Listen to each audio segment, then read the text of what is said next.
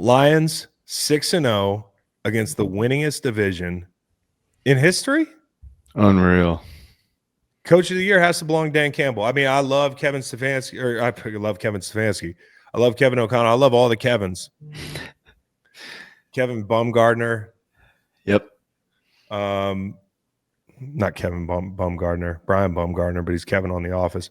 I love all the Kevins, but it's got to be Dan Campbell. There were moments early in the game where they looked shaky. Listen, the near grounding that probably could have been a safety, the arm punt for a pick, the pace pick.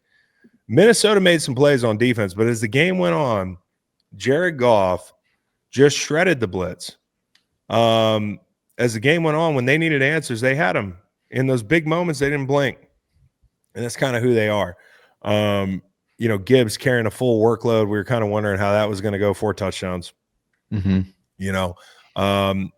It's just amazing to me to watch this team work. Like, through all the seasons of this 18-game schedule, because a football season, you can break it up into phases. You can break it up into, and each individual team has different phases. Big wins, hangovers, injury-laden stretches, hot streaks. They survived it all. They just kept working. Going to San Francisco, people wondering if Dan's going to play his guys because that game meant next to nothing. Ended up meaning absolutely nothing. We'll play our guys. And we're going to look like we've been waiting to beat San Francisco all year long. And I think last night, the thing you talk about, the fingerprint of Dan Campbell, the fucking hunger, man. That team was hungry. It's like they're never full.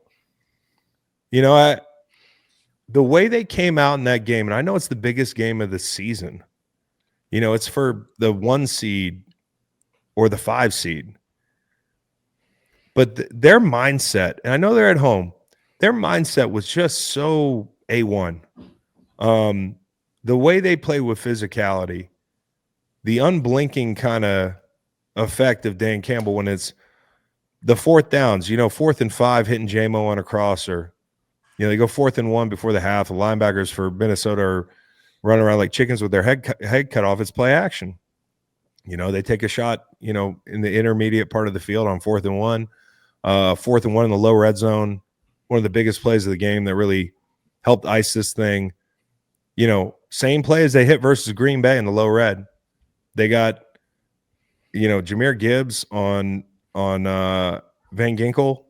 And as great as Van Ginkel is, there's barely any cover linebacker in the league that I want in that situation. No. So if you're down there on the goal line and you've got Jahmyr Gibbs one-on-one as an overhang player, it's probably the wrong call. Right. It's probably the right call for Ben Johnson, Detroit's offense. And, that's such a challenge because as a player on the edge, if you've got that back who happens to be one of the fastest guys in the league, he's going to beat you the pylon, and you got to play him in his back pocket, right? So you have to maintain inside leverage, but not get outrun to the pylon. And the other thing that comes off of that is the angle route, Right. And so in that scenario, you're kind of just dead to rights, and they go to it again and they make the play. But as much as I want to talk about Detroit's offense, I think the defense deserves, and Aaron Glenn deserves. I mean, if they end up winning a Super Bowl, I truly believe they needed home field advantage to get there. I've said this a number of times, like you see how the pass rush and the pressure affected Sam Darnold. It is a lot harder to do that on the road. And if that's a preview of what that defense can play like at home in the playoffs in their current form with Anzalone back. Now, there's an injury outside, right? They lost Carlton Davis and Terrion Arnold, right? Yep. Last night leaves the game. So we'll see what that looks like. But I'm just so impressed. It's like this is the biggest moment. We go out San Francisco. They put up like 35 points on us or whatever it is. You're probably thinking, hey, Minnesota's going to score. And they really had their opportunities. But I do think Aaron Glenn held a lot back in that San Francisco game, which is another piece of gamesmanship where it's like, hey, we're not going to show you anything. I don't care how many points we need to win this game. Like, part of it is we got the game plan this week and there's a game plan next week, and that game plan next week is going to be the best of the year. And Sam Darnold had an opportunity to convince the Vikings that he is the guy, right? Last night. And he didn't. And if the season ended today, they probably franchise tag him. And lucky for him, he's going to get some opportunities ahead of him. Like, the season's not over. So, like, had he found a way to play better and get a win, we'd still say we need to see in the playoffs. And, he could have won this game last night and gone home divisional round, and they'd probably slap the franchise tag on him if he didn't play great, right? Mm-hmm. So it's not over for Sam Darnold. And quarterbacks are entitled to having a bad game. This is a really tough place to have a bad game. In this winner-take-all kind of scenario where home field advantage is on the line, this was a terrible time to kind of have a stinker. And he wasn't alone. And that's what I want to be very clear about. Vikings fans are going to come in here today and expect me to just shit on Sam Darnold. I'm not going to do that. Again, he ain't Mahomes. He's not Josh Allen. He's not Lamar. He's not Joe Burrow. He's none of those guys, right? Right. He's not Jared Goff. But I do think he's a guy you can win with. And I think this chapter just began for him. And there are learning experiences along the way. Now, if the timeline that the Minnesota Vikings are on to make their decision as it pertains to their future does not accommodate these teachable moments, you know what I'm saying? Then so be it. But he's going to have an opportunity to get this thing right in the playoffs. I thought the offensive line was a real problem. The interior offensive line, who we talked about leading up to the Green Bay game, one of the reasons I was so disappointed in Green Bay was they had an opportunity, in my opinion, to affect Sam Darnold the same way that Detroit did, right? But they couldn't. And I think part of it is, Green Bay is probably a lot more apprehensive to getting man coverage. Down Jair Alexander, down Evan Williams, and that sort of thing. Like, Detroit, this is what they do. And, to bring that much pressure, the offensive line had a lot of trouble in the middle. They had a lot of trouble picking up blitzes. Skill guys were not ready for the physicality at the top of the routes. They weren't ready for tight man coverage. The aggression. You talk about a mindset. These guys had such a mindset. Darnold and Hawkinson didn't get on the same page early in the game. Missed an out that, I think Hawkinson's got a catch. The ball's not in a perfect spot. Missed a shot that, again, the ball's not in a perfect spot. But I'm pretty sure if Kirby Joseph isn't hanging out back there, he might lay out and make that play. Mm-hmm. And so the physicality affected them early in the game.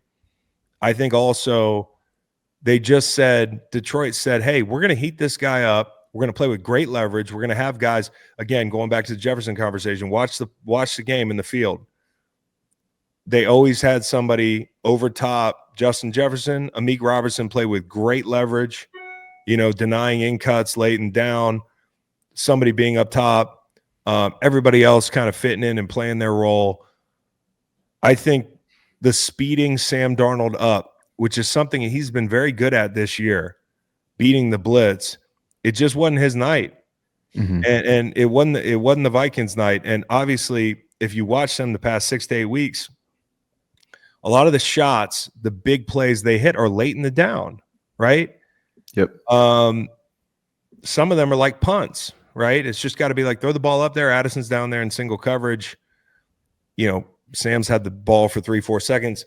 That was not going to be the case last night, and Aaron Glenn made sure of it. And I think for them, missing Aaron Jones for stretches really hurt, but it came down to the red zone. Like, that's it. And this is one of the reasons I think the Vikings will be okay in the playoffs. Like, every game in the playoffs is a challenge, especially when you're the 5 seed and you got to travel to LA, a place where you lost, albeit with that face mask hanging over at the end of the game. But that didn't look like an easy matchup for them, right? And you talk about the pass rush up front and that sort of thing. There's going to be more of that this week when they play the Rams and that group who can get pressure with 4, right? Right. Having said all this, the red zone has to be fixed. if they're better in the red zone in this game is a fourth quarter game. But they're not.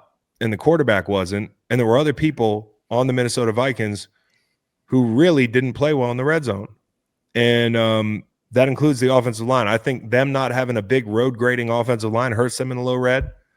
I also think Darisaw, hey, they replaced Darisaw with Cam Robinson, the whole thing.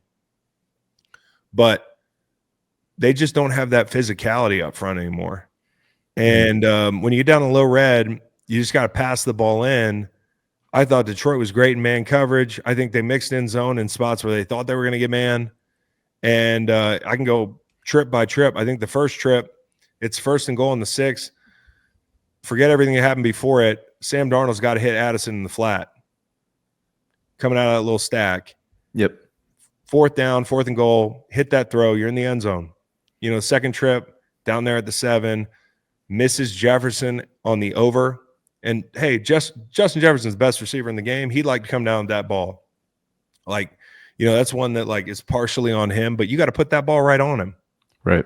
And then the fade to Jefferson, which everybody's like, where the fuck is he throwing that ball? I'll give Darnold this one. Branch hits his arm. So you get down there again in the third quarter. Big Akers run that he checks to. Amik Robertson, as good a job as he did last night in coverage, he also had a big tackle on Akers to get him down. He also had a big tackle. I don't know if he tackled Akers, but he had a big tackle down at the goal line on Aaron Jones. Mm-hmm. There was Naylor was there on 4th down for Sam Darnold. I can go through the moments in the red zone where there were points on the board and you just didn't make the plays. And a lot of that is on Sam Darnold. And so, this was not his best game. It wasn't even close. But I do think they have an opportunity to get things together. When you're a team and you come out of a game like that where you get beat up by Detroit and it's supposed to be a close game and you're standing at the podium, I think you can with confidence tell your team, hey, it'd be one thing if we were getting the shit beat out of us in the field all day. Mm-hmm. If between the 20s, it wasn't even close. Defense made some plays. The offense, although wasn't perfect, they got down there a few times with the help of the defense at times, just couldn't make the plays. I mean, another one to highlight Sam Darnold's inaccuracy last night. It's 10-6 in the second half. You got the ball at midfield. You hit Naylor at the 40 in plus territory and you put it behind him. The guy on Naylor fell down. Amik Robertson's the only guy out there who can make a play on Naylor. If you put the ball on him, he might score. It's one broken tackle and you're to the house. Instead, it's behind him and you stumble off to the sideline. So just a lot of missed opportunities, but the Lions, again, just hung tough, play with leverage. Guys in coverage played their asses off. Jefferson, 2 catches, 48 yards. Other guys won their matchups. Blitzes kept them from taking shots. Lions were all over the underneath stuff, screens, RPOs. Little guys swarming in the run front. Just really impressed with what Aaron Glenn did. Did an incredible job. At one point in the fourth quarter, he's sitting there with his fucking legs crossed on the bench, looking like his day's done.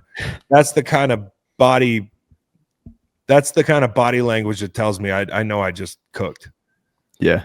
And, good for him. I hope he had a good rest. He's going to have a week rest. This team hadn't had a week since the bye week in week 4. And you can kind of take care of things like figure out what's going on with the corner, figure out what's going on with Zeitler and his hamstring. It might have just been cramps, but it does help to have, a week like that to reset. And more than anything, the home field advantage for these guys is huge because Detroit is a serious fucking problem at home. That is a really tough place to play. And for Minnesota, I said this before the game, which team needed it more? I think Minnesota needed it more. Now you picture Sam Darnold with that offensive line going on the road. That's a tougher, although I think they can get it right, that is a tough pill to swallow. Mm-hmm. And then obviously you lose some of the added pressure of facing a Flores defense where things are all over the place and you're trying to ID people and there's 8 people in the line of scrimmage. And you don't know if they're in Tampa too or what. That is easier to do at home than on the silent count on the road. So I'd love for them to win next week so we can get a rematch, mostly because of what was said in the post-game handshake when Dan Campbell just walked in. He knew what he was going to say. Great job. See you in 2 weeks. Yeah. It was awesome. That was sick. And I think it was a sign of respect. Yes. I think those two coaches really respect each other. I'm a big fan of both those guys. It's a shame they can't both get recognized for what they did this year. So, yeah, I mean, just a really impressive job by the whole coaching staff in Detroit. And again, I think Minnesota's not done. I think they're one of the best teams in the league. But the quarterback, obviously, is the guy that has to prove something right now. Last week I said in my opinion, he can be somebody's franchise quarterback. And I still believe that. But they have to do a better job working around the elephant in the room, which is that this guy has never been in this position before. Mm-hmm. And I don't think they were ready from that standpoint. And I also think, like, in a game like that, like having hots against the blitz, I didn't think their hots were all ironed out. Right. I also think losing Aaron Jones, who can be a really good option late in the down or early in the down if you get pressure. Late in the game, there was one time where they're blitzing this sucker and they got two guys in the route. Mm-hmm. And, there's just really nowhere to go with the ball. So I didn't think this was Minnesota's best game plan.